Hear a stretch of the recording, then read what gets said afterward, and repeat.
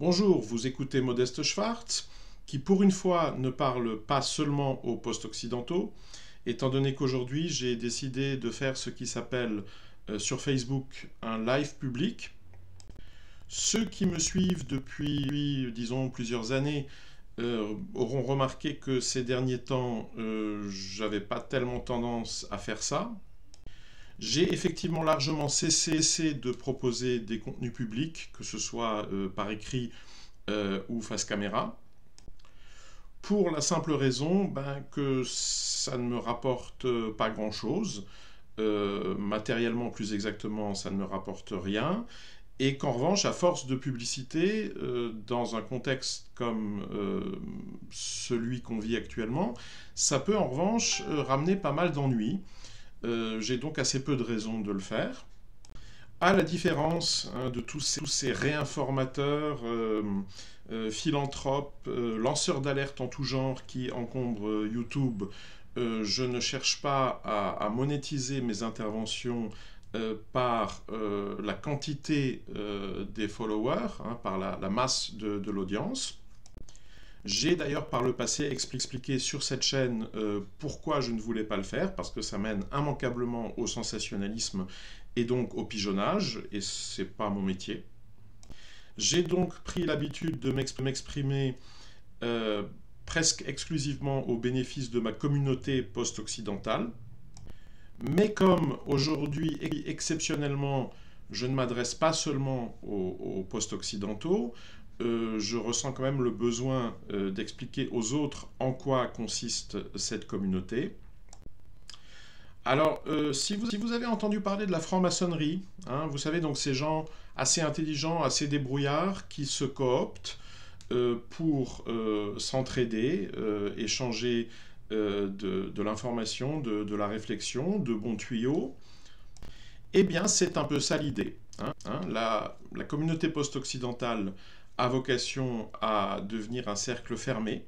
J'ai annoncé dès le début qu'on ne dépasserait jamais les 1000 membres. Quand on arrive à 1000, on ferme les inscriptions. Il m'est d'ailleurs déjà arrivé, alors que la communauté post-occidentale a à peine plus d'un an, mais il m'est déjà arrivé, j'allais dire malheureusement, mais finalement non, il m'est arrivé d'exclure des membres parce que typiquement ils avaient cru qu'il s'agissait de nouveau d'un de ces cercles idéologiques où on peut venir passer sa mauvaise humeur, prêcher, dénoncer, vous voyez, ce genre de trucs, et encombrer, entre autres, le fil Telegram privé avec ce genre de production verbale. Donc j'ai essayé de leur faire comprendre qu'ils n'avaient pas toqué à la bonne porte, et puis quand ils ont refusé de comprendre, on a été obligé de leur dire adieu. Mais aujourd'hui, exceptionnellement, pour laisser une chance à quelques occidentaux prometteurs de rejoindre, s'ils le souhaitent, notre communauté post-occidentale, j'ai décidé de procéder en public à, disons, un bref extrait d'une activité à laquelle je me livre en général à huis clos, donc exclusivement en présence des post-occidentaux, qui est une activité de prospective, d'analyse et de prospective de politique internationale. Ça n'est pas et de loin le seul objet des réflexions de la communauté post-occidentale, et concrètement du blog de Modeste Schwartz, mais c'est l'un de ces objets. Je dois d'ailleurs dire sans fausse modestie que je suis assez content pour l'instant des résultats de ce travail de prospective. Et j'ai l'impression que la communauté post-occidentale l'est aussi, dans la mesure où il y a très peu de défections. Venons-en donc à cette analyse du moment présent. Je filme ça le soir du dimanche 23 février 2025, c'est pas n'importe quelle date, le 3e anniversaire du début de l'opération militaire spéciale de Vladimir Poutine en Ukraine, qui se trouve être aussi la date des élections anticipées allemandes. Pendant que je parle, des millions d'Allemands se rendent aux urnes. Et donc, de façon fort peu surprenante, ces derniers jours, si vous avez un peu consommé de presse dissidente, Je ne vous jetterai pas la pierre, hein, je le fais moi-même, parce qu'il faut bien dire qu'on y lit quand même relativement moins d'absurdité, hein, que dans la presse de grand chemin, comme dirait l'autre. Simplement, moins d'absurdité, ça ne veut pas non plus dire pas d'absurdité du tout, hein. La vision du monde de la dissidence, elle est quand même, de mon point de vue, assez largement mythologique. Si vous avez donc ces derniers jours suivi ces sites, ces chaînes YouTube, ces fils Telegram, etc., a priori, on vous y aura principalement parlé de deux grands événements. On vous aura d'une part dit qu'on vit un moment de bascule épocal, inédit, jamais vu, du fait d'un retournement géopolitique, concrètement de la brouille qui semble s'être produite entre l'administration Trump et le régime kievien, ou pour personnaliser à l'excès en fait la description entre Donald Trump et Volodymyr Zelensky. Et d'autre part, on a dû vous expliquer que ce dimanche 23 allait être la mère de toutes les batailles, hein, du fait de ces élections allemandes dont allait dépendre notre sort au cours des prochains mois, des prochaines années, voire des prochaines décennies. Hein, et que donc pratiquement tout ce qui reste de notre existence terrestre allait se décider sur le territoire de la République fédérale d'Allemagne, aujourd'hui dans un certain nombre de milliers de sections de vote. Alors, spoiler, mon analyse, c'est dans les deux cas que ce récit est faux. Et pour vous expliquer en quoi il est faux, je vais successivement examiner l'une et l'autre question. Alors, d'abord, la brouille entre Trump et Zelensky. Là, ce qu'il faut comprendre, c'est que c'est essentiellement un match de catch. Alors, attention, regarder un match de catch, ça n'est pas adopter une perspective conspi.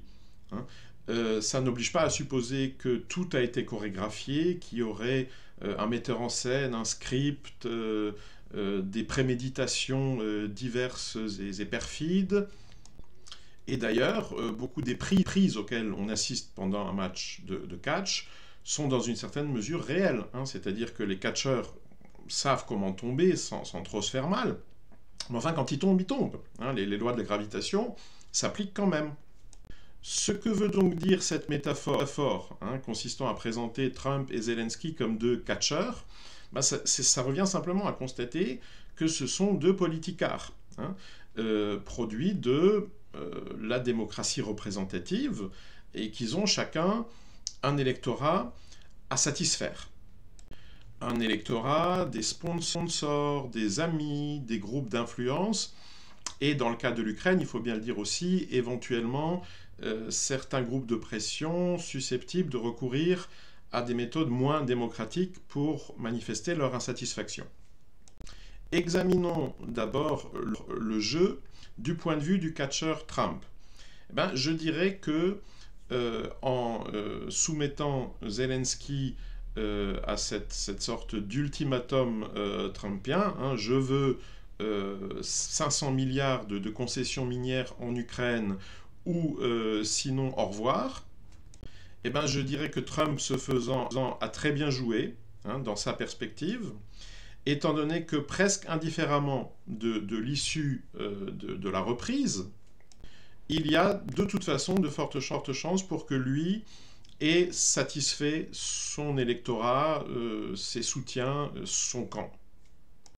Étant donné que si l'Ukraine se couche, ce qui me semble quand même le scénario le plus probable, bah, il pourra dire oui, écoutez, on continue à être la puissance tutélaire du protagoniste ukrainien, mais voyez, on n'est pas des pigeons, on a obtenu notre part du gâteau, donc voilà, America First, j'ai bien défendu notre cause. Si en revanche, ce qui me surprendrait un peu, Kiev finissait par vraiment se rebiffer, bah, à ce moment-là, Trump aurait au moins une assez bonne justification, hein, dans le cas où finalement il ne parviendrait pas à tenir ses promesses pacifistes. Hein, c'est-à-dire que face à son électorat, auquel il va bientôt être confronté. Hein. Dans moins de 2 ans, Trump il a des midterms à gagner s'il veut conserver le niveau d'hégémonie dont il dispose actuellement dans les structures institutionnelles américaines. Et bien si ça ne marche pas, il pourra toujours leur dire, écoutez, moi, vous voyez bien, j'ai vraiment fait tout mon possible, j'ai essayé de réconcilier ces mauvais garçons, mais bon, bah, vous voyez bien, il n'y a pas moyen, c'est pas des gens très recommandables, hein, des dictateurs d'un côté et de l'autre, donc bon, bah, voilà, j'aurais au moins essayé. Voyons maintenant les choses du point de vue du régime kievien. Et là, c'est pas par hasard que je parle plutôt de régime kievien que de Zelensky, parce que je suis relativement convaincu qu'en réalité, ce régime devrait pouvoir fonctionner peut-être même un peu mieux sans Volodymyr Zelensky, qui me semble aujourd'hui être déjà assez usé. Je suis probablement pas le seul à l'avoir remarqué.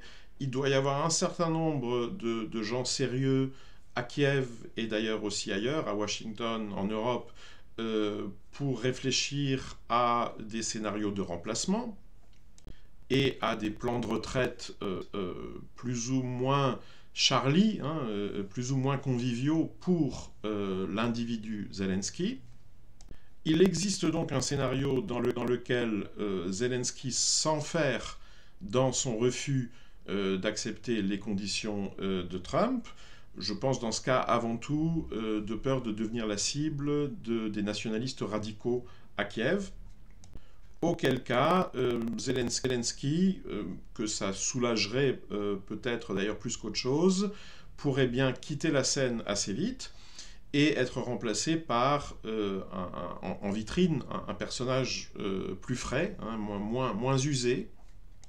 Et à ce moment-là, à mon avis, ce personnage-là aura pour mission, pour première mission, d'accepter les conditions de Trump.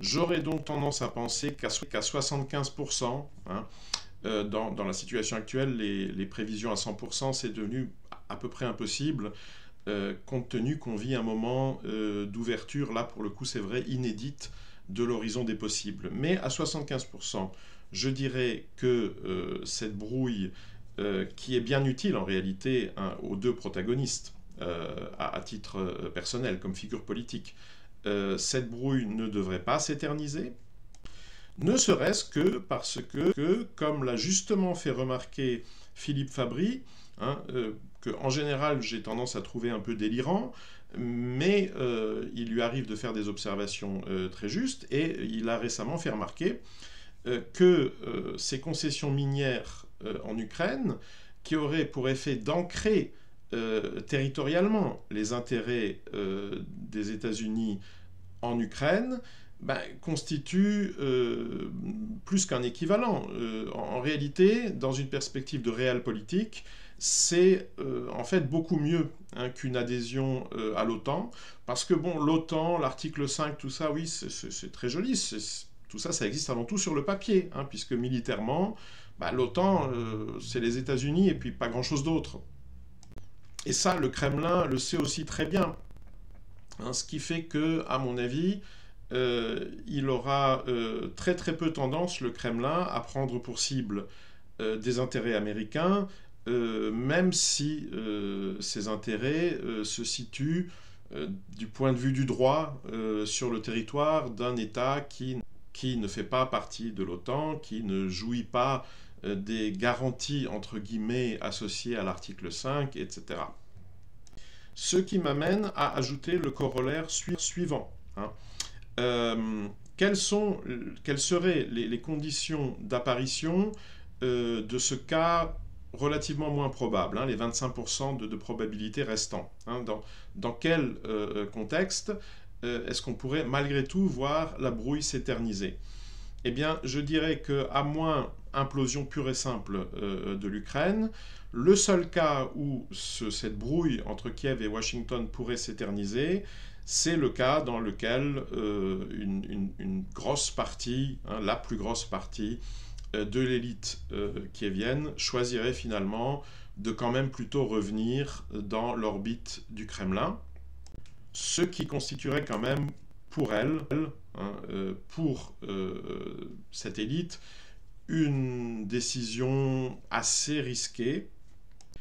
Et je dirais donc que si ça tourne mal pour eux dans ce cas-là, ces 500 milliards de concessions minières pourraient alors bien devenir les 500 milliards les plus chers de leur vie. Je pense qu'eux aussi voient les choses comme ça, et c'est ce qui m'amène à penser qu'il y a quand même beaucoup plus de chances pour que finalement le deal de Trump soit accepté. Si vous voulez, en deuxième lecture, oui forcément, parce qu'en première lecture, c'était tout simplement trop risqué pour Zelensky, voire carrément pour tout le régime, de dire top là. Hein, après 3 ans consacrés dans le monde entier à une glorification sans nuance de l'héroïsme ukrainien, etc. Bon, accepter ce genre de chantage et hypothéquer cette fameuse terre que les soldats ukrainiens étaient censés défendre en allant offrir leurs viscères aux shrapnel russes. Bon, c'est pas si facile, hein. C'est pas l'envie qui manque à mon avis, mais enfin c'est une main tendue un peu risquée à accepter. Bon. Deuxième volet, l'Allemagne. Hein, cette mère de toutes les batailles qui, paraît-il, aurait lieu aujourd'hui. Alors non, je ne pense pas. Je pense qu'il y a effectivement un bras de fer, une négociation en cours, mais à très haut niveau, et dont l'arbitre ne sera pas en premier lieu hein, l'électeur allemand. Alors, les choix auxquels est en train de procéder pendant que je parle l'électorat allemand auront bien sûr une influence, mais je ne pense pas que ce soit vraiment ça le facteur déterminant. À mon avis, les décisions les plus lourdes de conséquences ont probablement déjà eu lieu hein, dans le cadre de négociations discrètes, et d'autres choix politiques, là plutôt en Allemagne, vont encore être faits au lendemain de ces élections, à partir de la semaine prochaine, d'ici à la mi-mars, disons au plus tard. Et ces choix-là devront bien entendu tenir compte des rapports de force créés par les scores électoraux d'aujourd'hui. Simplement, du point de vue de ces scores, j'aurais tendance à dire, hein, c'est ma prévision concernant l'Allemagne, et je tenais évidemment à la mettre en ligne avant qu'on dispose même d'exit poll. Pour ma part, j'ai l'impression qu'il n'y a pas vraiment de suspense. Alors, on peut avoir des surprises. Certains des partis en lice pourraient finir par décrocher des scores dépassant de 3, 4, voire 5% les estimations qui circulaient. Simplement, la sociologie électorale allemande et le système institutionnel allemand sont ainsi faits que même dans ce cas-là, je ne pense pas que ça fasse une grande différence. En effet, tout le monde vous parle du score de l'AfD, mais ce qui me semble déjà presque sûr concernant l'AfD, c'est d'une part qu'ils n'obtiendront pas de majorité absolue à eux seuls, et ça, on va voir tout de suite pourquoi c'est très important, et d'autre part, qu'il est aussi relativement improbable qu'ils réussissent à dépasser le score de la CDU-CSU et donc à devenir le premier parti d'Allemagne. Ça n'est pas impossible, mais ça me semble quand même relativement improbable. Ce qui semble en revanche très probable, c'est que à partir de demain lundi, en ajoutant les scores de la CDU-CSU et de l'AfD, on devrait dépasser les 50%, et qu'une coalition majoritaire entre CDU-CSU et AfD serait donc techniquement possible. Alors, est-ce que du fait qu'elle est techniquement possible, elle va nécessairement se faire? Bien sûr que non. En revanche, quant à la question de savoir quels sont les facteurs qui vont décider de la naissance d'une telle coalition ou de son ajournement éventuellement sine die, eh bien, dans ce domaine, je pense que je vais décevoir les espérances d'optimisme démocratiste de certains de mes auditeurs, plutôt en dehors d'ailleurs de la communauté occidentale. En principe, les post-occidentaux sont assez bien immunisés dans ce domaine. Les autres, je vais probablement les décevoir en leur disant que ce ne sont pas a priori les scores électoraux qu'on va bientôt compiler qui vont décider de cette question. Si on pose en effet la question de savoir quels sont les enjeux de ces élections, ou plus exactement de tout ce processus de renouvellement de la direction politique de l'Allemagne, qui dépasse de loin une simple séquence électorale. Eh bien, comme d'habitude, il y a les enjeux dont on vous parle, aussi bien le mainstream que la réinfosphère, et qui sont assez largement mythologiques, hein, puisque là, ce à quoi on est censé assister, c'est une de ces grandes batailles entre la droite et la gauche. Bon, généralement, quand on vous propose ce genre de spectacle, vous pouvez partir du principe que c'est truqué, et quant au contenu, quant au programme, quant aux décisions qui sous-tendraient cet affrontement électoral, on vous explique, là encore de part et d'autre, que l'enjeu, eh bien, comme d'habitude, il est existentiel, c'est la vie et la mort, ou plus exactement, en l'occurrence, la guerre ou la paix. C'est Tolstoï. Alors ça, déjà, on oublie, les post-occidentaux ont l'habitude, il n'y a pas eu d'escalade au cours des 3 dernières années, je ne pense pas qu'il y en aura au cours de l'année qui vient non plus, pour une raison simple, c'est qu'il n'y a pas de guerre, il y a la non-guerre, c'est-à-dire un conflit localisé, dont on pouvait déjà savoir, il y a 3 ans, le 23 février 2022, que ça ne deviendrait jamais une guerre mondiale, tout simplement parce qu'on vit dans un monde de dissuasion nucléaire, de grandes puissances nucléarisées et de consensus oligarchique. Ce qui fait que Poutine, quand il a décidé d'appeler ça une opération militaire spéciale, nous a finalement gratifié d'un des moments de plus grande sincérité de toute sa carrière politique. Voilà, l'opération militaire spéciale, bon, c'est ce que Édouard Slavsquat ou moi-même appelons la non-guerre.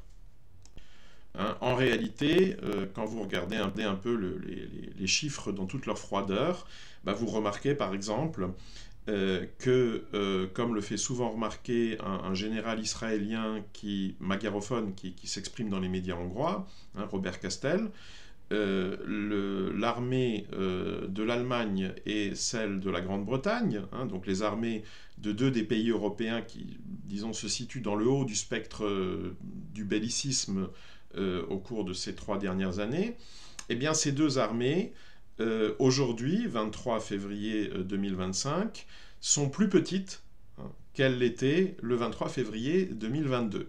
En 3 ans de rhétorique belliciste, d'escalade toutes les 2 semaines, vous savez, aplanir la courbe, en fait, le processus de démilitarisation de ces États et de ces sociétés s'est poursuivi. C'est vous dire à quel point on se prépare à la guerre mondiale.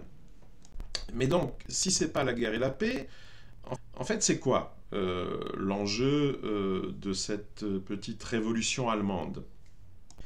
Eh bien, je dirais que, exactement comme dans le cas de la vraie fausse brouille Trump-Zelensky, l'enjeu, c'est le bir. Le bir, c'est un mot turc que j'emprunte ici au vocabulaire de l'Empire ottoman. Vous savez, dans l'Empire ottoman, vous aviez toutes ces provinces d'empire, donc ces terres conquises, qui formaient ce qu'on appelait des vilayets, donc des espèces d'autonomie territoriale, mais sous égide impériale ottomane, et où les populations conquises, et notamment un grand nombre de populations chrétiennes, pouvaient poursuivre leur petite vie ethno-confessionnelle, en général dans des conditions de relative autonomie, de relative liberté. De ce point de vue-là, c'était beaucoup moins contraignant que l'Union européenne, à condition de payer le bir, c'est-à-dire l'impôt impérial. Chaque année, le sultan réclamait tant. Eh bien, Trump, qui, contrairement à tout ce qu'on vous raconte, n'est pas du tout un isolationniste, n'est pas du tout un protectionniste, je vois un certain nombre de souverainistes français qui qui se fabrique des émotions, vous voyez, la fin de la mondialisation, le retour des frontières, non, pas du tout. Là aussi, je dois reconnaître que Philippe Fabry a eu raison quand il a fait remarquer que, au contraire, comme tout impérialiste, Trump est en réalité un partisan du libre-échange. Il est simplement, avec ses tarifs, ou plus exactement ses menaces de tarifs, en train de réorganiser le libre-échange de manière à obtenir pour la métropole impériale, pour les États-Unis, un deal plus avantageux.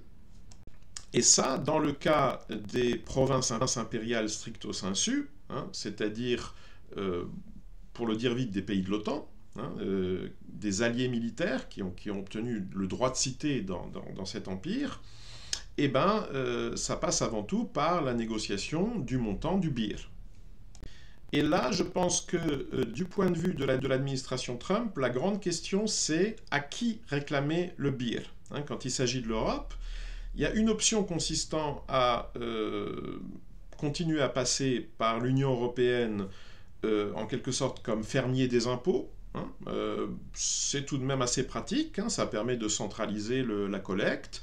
Du coup, contrairement au fameux adage qu'on attribue à Kissinger, du coup, il y a quand même un numéro de téléphone, hein, on sait quand même à qui s'adresser quand le virement a un peu de retard, hein, on sait qui appeler, hein, en l'occurrence Ursula. Alors ça, c'est une option qui a ses inconvénients, notamment politiques, parce qu'on s'attend quand même pas mal à ce que cette Union européenne, si elle survit au tsunami trumpien, devienne une sorte de base arrière du camp euromondialiste, du Parti démocrate américain, en vue d'une éventuelle reconquête du pouvoir à Washington dans 2 ans et surtout dans 4 ans. Donc ça, c'est l'argument qui, à mon avis, amènerait plutôt Trump à préférer des négociations en bilatéral. Hein. Alors ça complique un peu les choses, du coup, hein, il faut refaire le même cirque pour une quinzaine de pays. Mais l'expérience a déjà montré que dans certains cas, ça fonctionne assez bien, hein, notamment avec la Pologne. La Pologne, vous le savez probablement, consacre plus à sa défense, hein, c'est-à-dire en fait à acheter des coucous aux États-Unis, hein, que les règles négociées dans le cadre de l'OTAN ne l'obligeraient à le faire. Oui, d'accord, mais en fait, il n'y a pas tellement de pays dans ce cas-là. Hein, et d'autre part, la Pologne, en dépit de tous les progrès qu'ils ont fait économiquement, etc., oui, d'accord, mais enfin, le PIB polonais, c'est toujours quand même pas exactement le PIB français. Et justement, avec des pays comme la France, il y a quand même ce risque, même s'il est assez minime, de voir tout d'un coup un pouvoir, si vous voulez, à la sauce Asselineau ou à la sauce Philippot, qui finirait par leur dire, écoutez, non, après tout, gardez vos coucous, nous on a une industrie de défense, on va essayer de se débrouiller, merci beaucoup, voilà, bonne chance. Alors que, évidemment, tant que c'est Ursula qui est à la barre, hein, et qui signe des Mercosur comme ça, sans toujours forcément téléphoner à Macron parce qu'il est un peu occupé avec ses remaniements gouvernementaux, c'est quand même beaucoup plus pratique.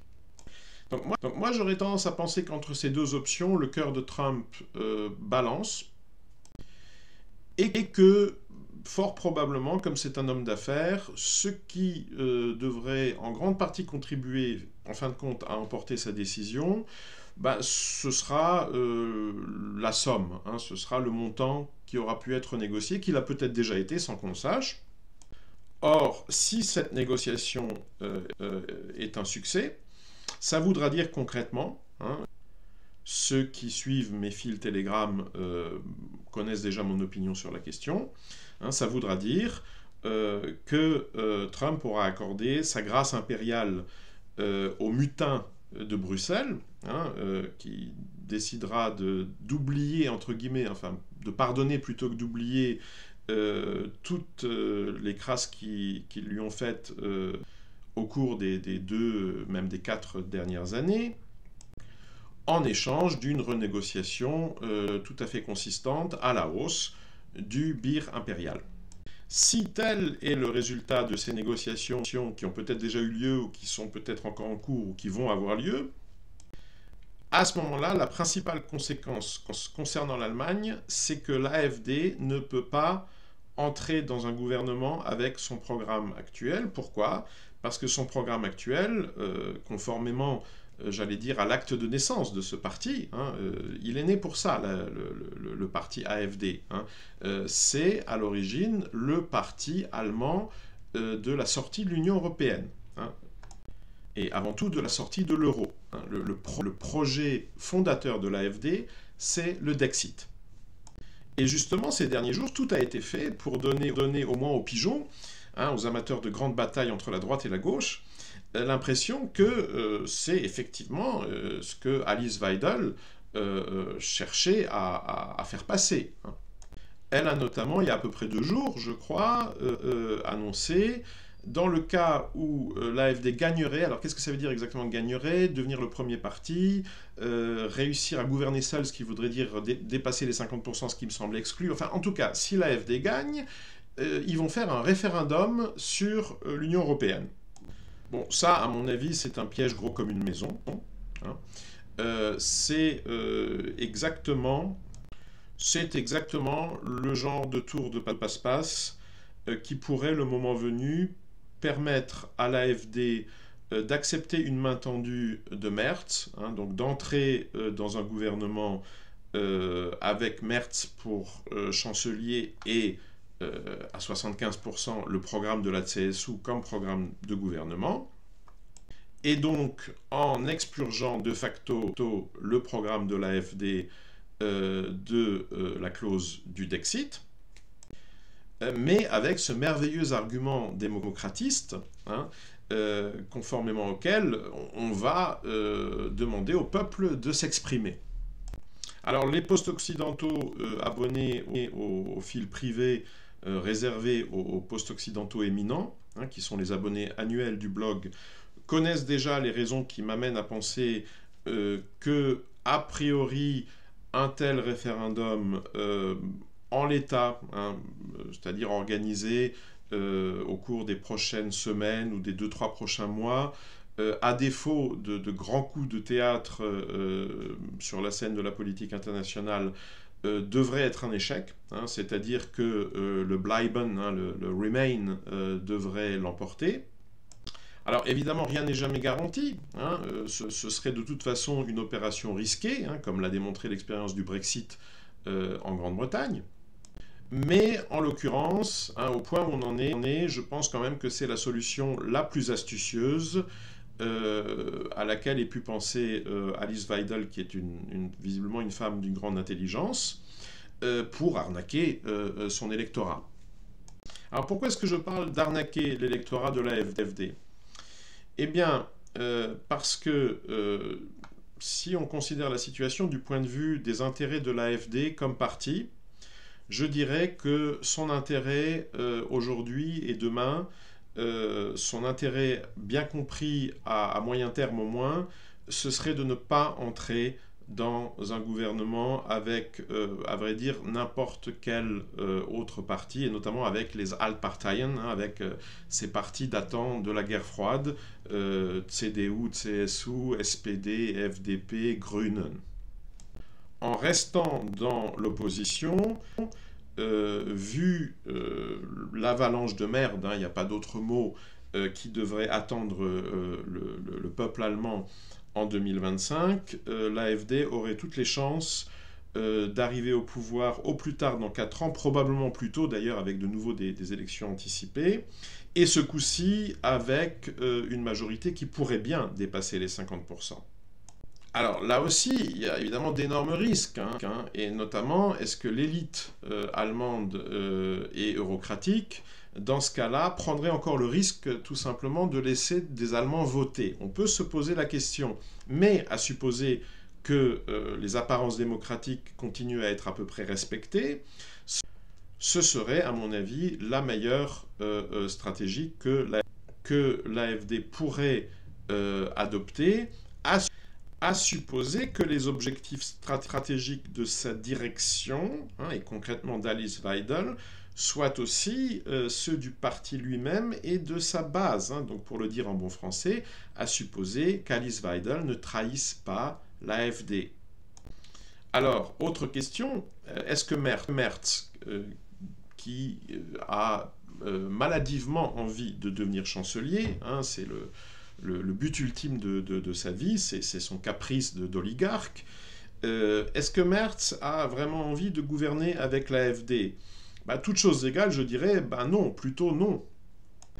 Et je pense d'ailleurs que si, en ajoutant à partir de ce soir ou de demain, les scores de la CDU-CSU à ceux du SPD, hein, donc démocrate chrétien plus sociodémocrate, si on arrive à 51%, je pense que l'option favorite de Merz, ça restera malgré tout de refaire une bonne vieille coalition rouge-noire, comme on dit en Allemagne, c'est-à-dire d'offrir probablement un dernier tour de piste, mais au moins il aura été chancelier, aux Altparteien.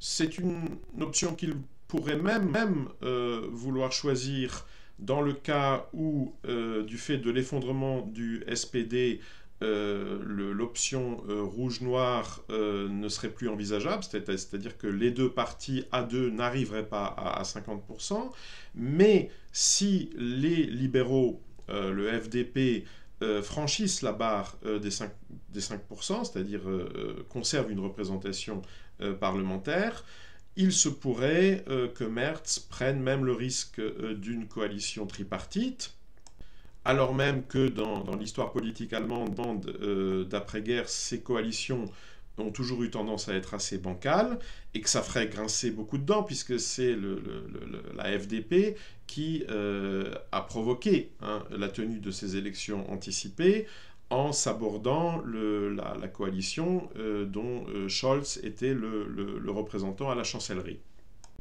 Du coup, je vous laisse imaginer l'ambiance entre les ministres, notamment SPD et FDP, au sein de ce gouvernement en cas de coalition tripartite.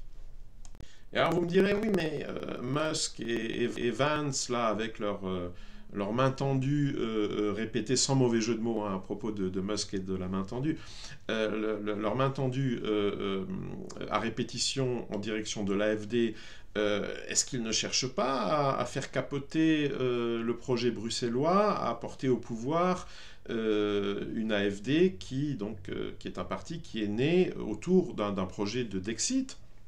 Bon, ça, à mon avis, c'est une lecture idéologique, doctrinaire et donc fausse.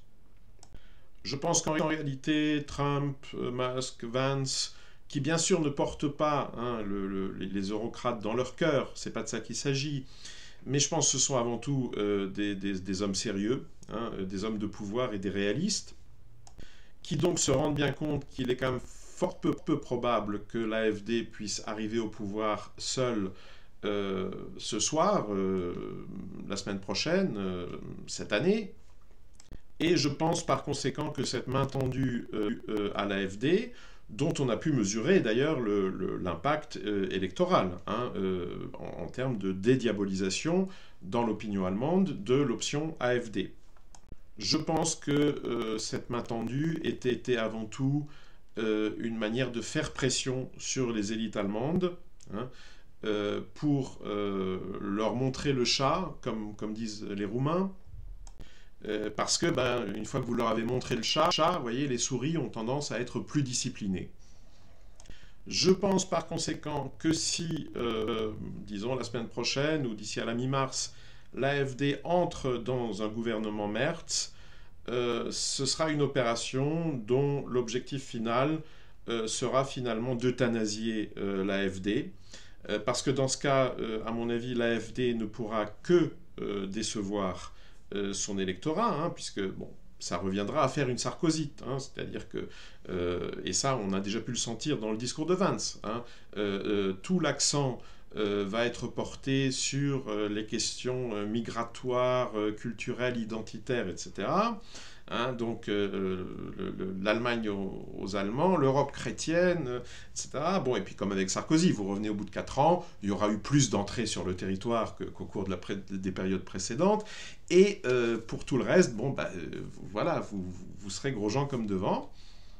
Et ça, c'est une interprétation dont je serais d'autant plus certain, hein, si jamais on voit Merz choisir de gouverner avec l'AfD dans le cas où il aurait le choix. Hein. C'est-à-dire que si demain on se rend compte qu'il existerait une option rouge-noir ou bien rouge-jaune-noir, hein, donc avec le FDP, pour former une coalition majoritaire, et que Merz choisissait malgré tout de faire une coalition avec l'AfD.